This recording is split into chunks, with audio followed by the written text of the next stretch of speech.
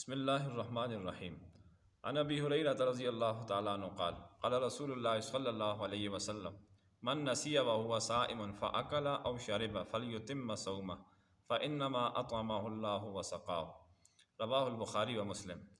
حضرت ابو ہریرہ رضی اللہ عنہ فرماتے ہیں کہ رسول اللہ صلی اللہ علیہ وسلم نے ارشاد فرمایا کہ جس شخص نے روزے کی حالت میں کچھ کھا یا پی لیا تو اس کا روزہ نہیں ٹوٹا، وہ باقاعدہ اپنے روزے کو برقرار رکھے، بس اللہ ہی نے اس کو کھلایا اور پلایا ہے۔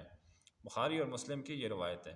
جن چیزوں کے بارے میں شبہ ہو سکتا تھا کہ ان چیزوں سے روزہ ٹوٹ جائے گا یا خراب ہو جائے گا، ان کے متعلق احادیث آبی آ رہی ہیں۔ آپ صلی اللہ علیہ وسلم نے اپنے ارشادات سے رہنمائی فرما دی ہے کہ ان چیزوں سے روزہ نہیں ٹوٹتا، مثلا مسواک ہے، اس طرح انجیکشن وغیرہ کا استعمال ہے، ان تمام چیزوں کی صورت میں الٹی ہو جانا وغیرہ وغیرہ، تو ان تمام چیزوں کی صورت میں روزہ نہیں ٹوٹتا۔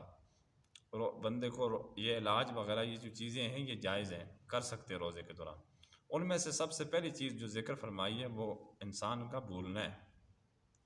انسان کا کسی چیز کو بھول کر لینا یہ اس کے اپنے اختیار میں نہیں ہوتا، لیکن یہ بھی یاد رکھیے کہ یہ اللہ تعالیٰ کی مرضی اور ارادے کے بغیر نہیں صادر ہوتا، اللہ تعالیٰ کے علم میں ہوتا ہے۔ اس لیے حدیث مبارکہ میں انسان کے بھولنے کے عمل کو اللہ تعالیٰ کی طرف منسوب کر دیا ہے کہ انسان نے جان بوجھ کر یا قصداً یہ کھایا پیا نہیں ہے، بلکہ بھولنے کے ارادے بھول کر اس نے کھایا ہے، لہٰذا اللہ تعالیٰ کے علم سے تو باہر نہیں ہے۔ اس لیے انسان کی اس کوتاہی کو جو غیر اختیاری کوتاہی ہے اللہ تعالیٰ کی طرف منسوب کر دیا اور اس کے اوپر روزے کی قضا اور کفارہ اس کو معاف کر دیا۔